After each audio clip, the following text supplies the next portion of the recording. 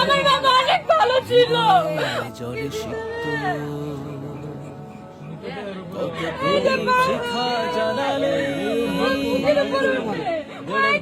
জীবন আলোয় দীপ্ত কত ব্যথা বুকে চাপালে তাকে বলি আমি কত দূর জাতি হবে আমি চিৎকার করে কাঁদিতে চাহিয়া করিতে পারিনি চিৎকার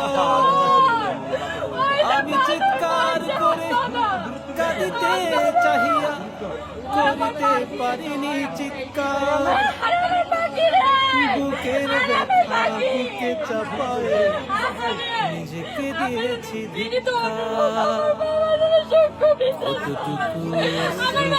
ভালো ছিল। ওনারা যদি কেউ বিয়ে দিতে না পারতো গরিব অসহায়কে দান করতো, হসপিটালে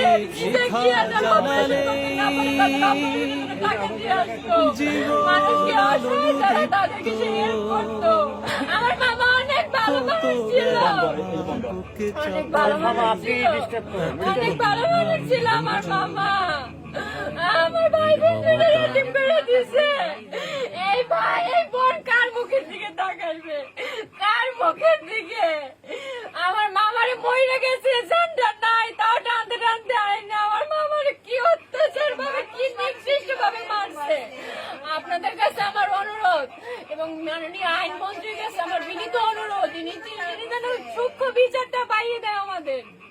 আমার মামা যেন শান্তি পায়, আমার মামার যেন আত্মায় শান্তি পায়, যেন আমরা বুঝতে পারি, আমরা জানি যে না সূক্ষ্ম বিচার দেয়, এখনো মানুষ সঠিক বিচার পায়, প্রত্যেকের যেন ফাঁসি হয়। এবং এগুলোর পিছে অনেক বড় বড় নেতাদের হাত আছে, বড় বড় লোকদের হাত আছে যারা মানুষদের এগুলো করাইছে।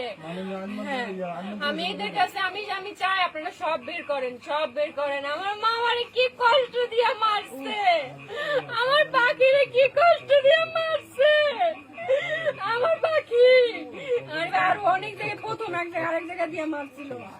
আচ্ছা, আপনার ওই ফুটেজ গুলো একটু আমাদের ভিতরে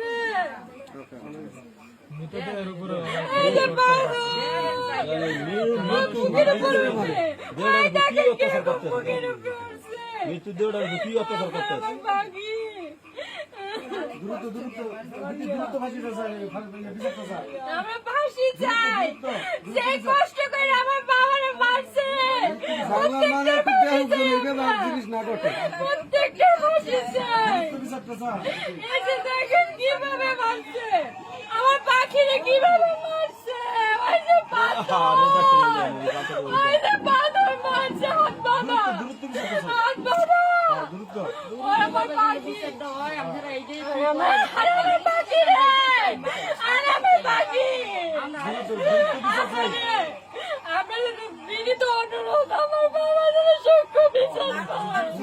আমার বাবা অনেক ভালো ছিল, ওনারা যদি কেউ বিয়ে দিতে না পারতো গরিব অসহায়কে দান করতো, হসপিটালে নিজে গিয়ে যারা অপারেশন করতে না পারে তাদের অপারেশনের জন্য টাকা দিয়ে আসতো।